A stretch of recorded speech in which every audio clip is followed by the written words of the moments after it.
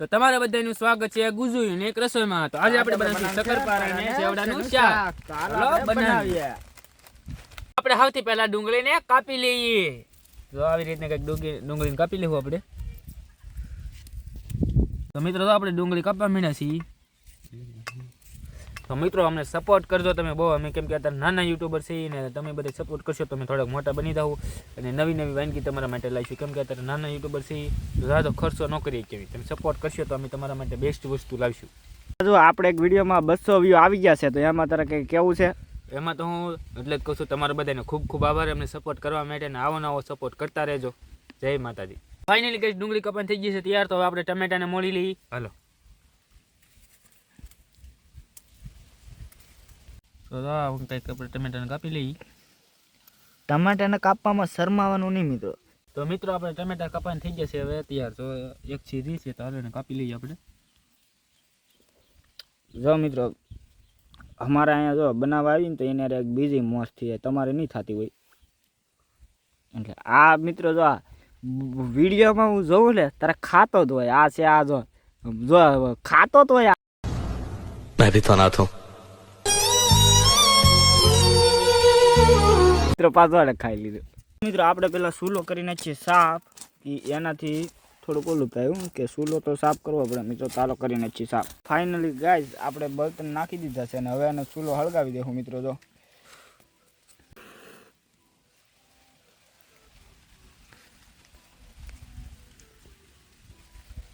Finally મિત્રો તો આપણું તેલ ગરમ થાય છે. હવે તેલ નાખતા આપણે વિડીયો બનાવતા ભૂલી જ હા. અને હવે આપણે લીલી ડુંગળી ટમેટાની પાસે આપણે હમણાં ઘડી ખમીને નાખ્યા છે અત્યારે અહીંયા. તો મિત્રો હવે આપણે ડુંગળી નાખી દઈએ. ટમેટાને થોડાક વાહેથી નાખવાના મિત્રો, કે જેનાથી જો ટમેટા તો તરત પાકી જાય અને ડુંગળી થોડીક વાર લાગે. એટલે છે કે આપણે પહેલાં નાખી દેવું ડુંગળી, પછી 1 મિનિટ થાય પછી નાખી દેવું ટમેટા. હાલો મિત્રો હવે આપણે ટમેટાને નાખી દઈએ.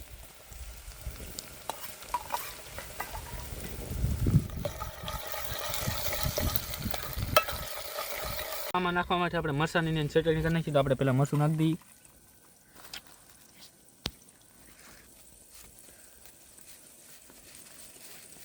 તો પછી નાખી દઈએ મીઠું. હવે સોરી હળદર છે ગાઈસ. હળદર છે તો હળદર નાખી દઈએ પહેલાં થોડી. હવે નાખી દેવું મીઠું. હવે નાખી દઈએ મીઠું. જો મીઠું કંઈ કેટલું છે. હવે આને મિક્સ કરી નાખવાનું હરખી રીતે. થોડુંક પાણી નાખીનું મિત્રો. હાલો મિત્રો વિડીયો કરી દઉં બેન ને વિડીયો સારો લાગ્યો તો લાઈક શેર ને સબસ્ક્રાઇબ કરી દેજો. તો મિત્રો આ મરચું ને મીઠું ને પેસ્ટ નાખી દેવું આપણે તૈયાર કરેલો.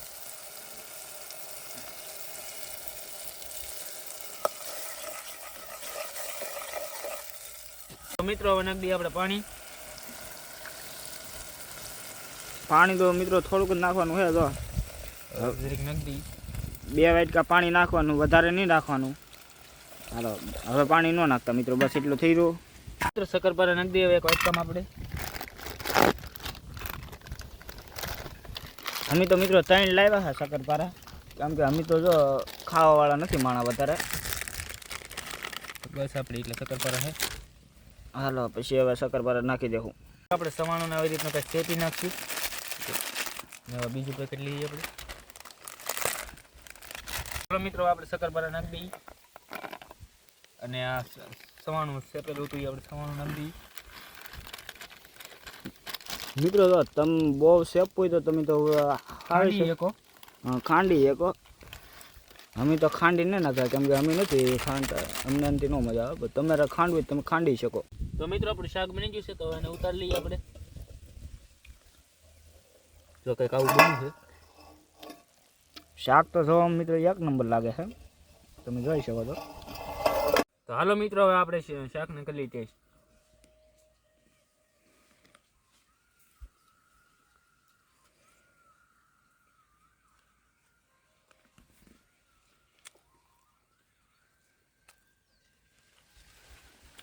સુપર બન્યું છે. સુપરમાં સુપર બન્યું છે મિત્રો. 2000 years later. તો મિત્રો વિડીયો પસંદ આવ્યો તો વિડીયોને લાઈક અને ચેનલને સબસ્ક્રાઈબ કરી નાખજો. અને આ રેસીપી 1 નંબર બની છે, તમે પણ ટ્રાય કરી શકો છો. શક્કરપારાનું શાક 1 નંબર બન્યું છે. તમે આંગળા સાટતા રહી જશો એની ગેરંટી મારું છું. અને સસ્તામાં અને સારી રેસીપી બની થઈ જાય છે તૈયાર. જો નામ સાંભળીને જ મોઢામાં પાણી આવી ગયું ને. આ શાક જ એવું છે કે મોઢામાં પાણી આવી જ જાય. અને મિત્રો વિડીયો પસંદ આવ્યો તો વિડીયોને લાઈક અને ચેનલને સબસ્ક્રાઇબ કરી નાખજો. જય માતા. જય માતાજી.